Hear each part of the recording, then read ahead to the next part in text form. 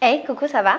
Alors, il y a pas longtemps, non, il y a longtemps, je vous avais demandé sur Instagram de me poser des questions, enfin en tout cas de me donner vos peurs en matière de relations et notamment de sexualité. Et j'avais fait ça beaucoup pour les adolescents, les adolescentes, surtout les adolescentes. Et je voulais essayer de voir si je pouvais pas donner mon avis sur la question, un petit conseil de grande sœur, tout ça, tout ça. Et alors, il y a une question une peur qui est revenue, qui au début m'a surprise, qui est j'ai peur que mon mec sache que j'ai mes règles, ou que les gens sachent que j'ai mes règles. Au début, je ne comprenais pas trop, parce que je me disais, les règles, c'est normal, c'est pas très grave qu'on sache que tu as tes règles. Et puis, je me suis rappelée de comment j'étais moi quand j'étais jeune, ce qui était il y a fort longtemps, comme tu le sais.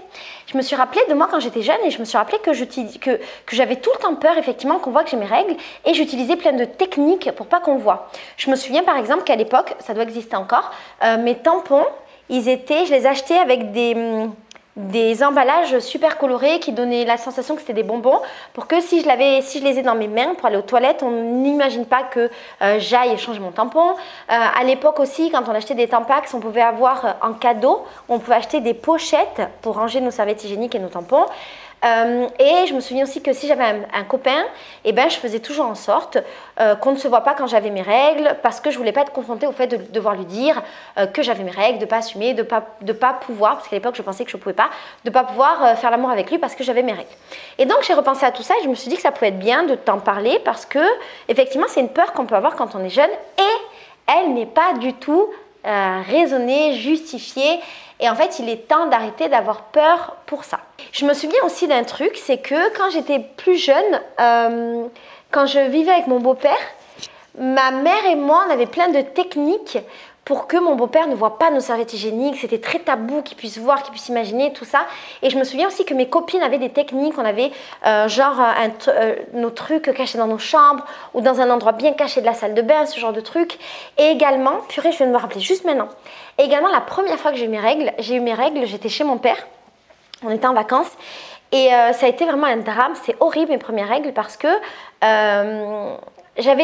j'ai mes règles qui arrivent, machin, j'ai très mal au ventre, j'ai personne à qui en parler, j'en parle à ma belle-mère qui le dit à tout le monde à table avec mon père, les oncles, tantes et compagnie. On était en vacances tous ensemble, donc dans une ambiance de vacances.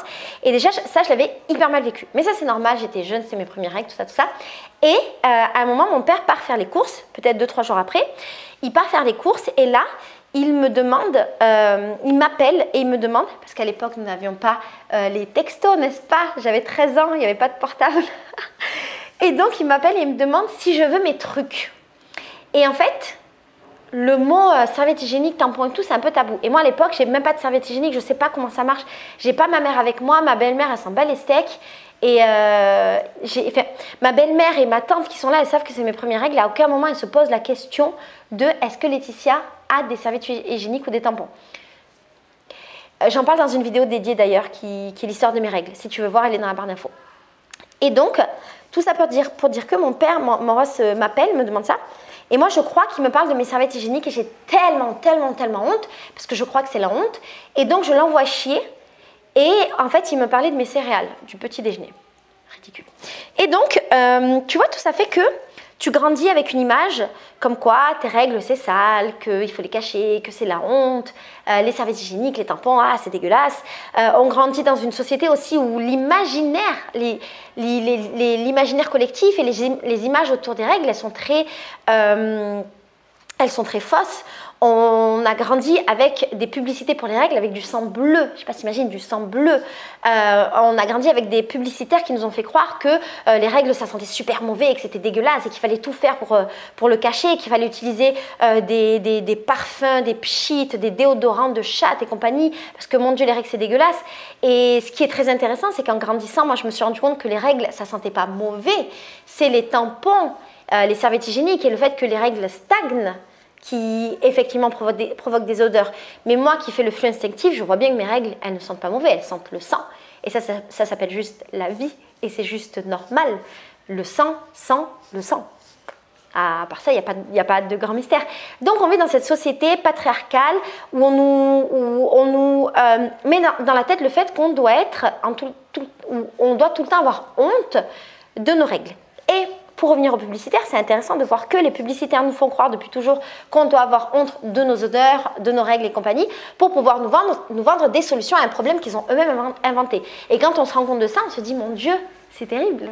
Parce que, encore une fois, on est dans cette société où les hommes décident pour nous et les hommes nous créent des complexes pour gagner de l'argent sur nos corps encore et encore et encore. Bref, cette petite qui m'envoie ce message a peur que son mec voit ses règles ou que les gens autour d'elle voient qu'elle a ses règles. J'aimerais lui dire, si c'était ma petite sœur, que d'avoir ses règles, c'est une peut-être des plus belles choses au monde. Alors, c'est pas toujours facile, c'est complexe d'avoir ses règles, on est d'accord, pour plein de raisons. Mais c'est une chose merveilleuse, c'est ce qui fait de toi une femme, c'est ce qui fait de toi potentiellement une future mère, parce que c'est tes règles qui vont te permettre d'être mère. Pas toujours, on peut avoir ses règles et ne pas être mère, on peut être une femme et ne pas avoir ses règles, il y a plein de choses, mais de manière générale, les règles, c'est ce qui fait qu'on sort de l'état d'enfant pour devenir une jeune femme et pour pouvoir plus tard être éventuellement une mère. C'est magnifique d'avoir ces règles. Moi, j'adore avoir mes règles. J'ai toujours la sensation d'être dans un cycle qui se renouvelle. J'aime cette sensation de nettoyage que m'offrent mes règles. J'aime ces règles qui font que je suis femme et cette sensation très forte de la relation à mon corps. J'aime comprendre mes règles. Je comprends que toute cette partie de mon corps, mon utérus, mon vagin, mon bas-ventre, toute cette partie de mon corps font ce que je suis, font que je suis une femme et font que je pourrais éventuellement donner la vie. Je ne le veux pas, mais je pourrais éventuellement. Je pense que je ne peux pas non plus. Mais voilà, c'est ce qui fait que je pourrais créer une vie. Et je trouve ça absolument dingue. Les règles, c'est absolument naturel. C'est notre corps qui le produit. Et on n'a pas à avoir honte de quelque chose qui est naturel. C'est grâce aux règles que le monde existe, que tous les humains existent, que tous les hommes existent. Parce que les femmes sont réglées, elles peuvent mettre au monde des humains pour assurer la continuité de l'humanité. Et donc, on n'a aucune raison d'avoir honte de ces règles qui est quand même la base de la création de l'univers. Et c'est pas rien. Je sais que c'est pas facile d'assumer les choses quand on est jeune, quand on est adolescente. Je sais que c'est peut-être pas facile d'avoir un tampon dans la main et qu'on voit qu'on a un tampon dans la main. Mais en même temps, c'est tellement naturel et tu vas le comprendre quand tu vas grandir. C'est tellement naturel d'avoir ces règles que c'est absolument normal d'avoir un tampon dans ses mains. Quand on va aux toilettes pour faire pipi, pour faire caca, pour changer ses tampons, pour plein d'autres choses, mais on va pas aux toilettes pour faire de la cuisine. Donc, si on est en chemin avec un tampon dans ses mains pour aller aux toilettes, on fait ce qui est absolument normal avec un tampon. Si jamais il y a des personnes qui se moquent de toi, dis-toi que c'est juste des personnes qui sont immatures ou peut-être qui n'ont pas de connaissances. Des fois, on est jeune, on a 12 ans, 13 ans et on est un garçon et on ne sait pas très bien ce que c'est les règles. Et donc, on peut avoir ce genre de réaction immature. Et alors, dans ces cas-là, il faut juste soit accepter que les gens sont immatures, soit éventuellement leur expliquer ce que c'est ou les envoyer vers des personnes compétentes comme quand on est au collège, l'infirmerie du collège, des adultes, des parents, des gens plus grands, des cousins, des cousines qui pourront éventuellement expliquer. En tout cas, nous, on n'a pas à avoir honte de devenir pubère, de devenir des femmes et de voir notre corps changer et d'avoir nos règles. Et alors plus tard, la question de la sexualité, j'ai aussi eu des meufs qui disaient qu'elles avaient honte d'avoir leurs règles et moi-même j'ai déjà eu ça, honte d'avoir mes règles et honte de dire à mon mec que j'avais mes règles alors qu'on allait éventuellement se voir, faire l'amour et compagnie. J'ai fait une vidéo sur le sujet, du coup c'est pas le sujet principal de cette vidéo là, mais j'avais fait une vidéo sur le sujet, sur le fait que j'avais pas vraiment de problème à faire l'amour avec mes règles et je me posais des questions par rapport à ça. Je te mets le lien dans la barre d'infos pour que tu puisses aller la voir. En tout cas, en grandissant, j'ai compris effectivement que j'avais pas à avoir honte d'avoir mes règles et j'en parle d'ailleurs de manière très libre avec mes partenaires. Là, j'ai un partenaire qui est le même, j'en parle de manière très libre. Quand j'ai mes règles, je lui dis, quand j'ai envie de faire l'amour avec mes règles, je lui dis, il n'a aucun problème avec ça. Si jamais il avait un problème avec ça, on en parlerait, on se mettrait d'accord.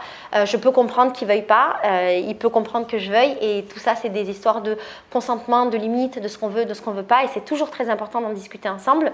Mais j'ai aucune honte à ce que mon mec sache que j'ai mes règles parce que on est des adultes et que j'ai un corps de femme adulte et que c'est la normalité. Donc, j'ai pas de honte à ce qu'il voit mes protections si j'en ai pas parce que je fais le fait instinctif.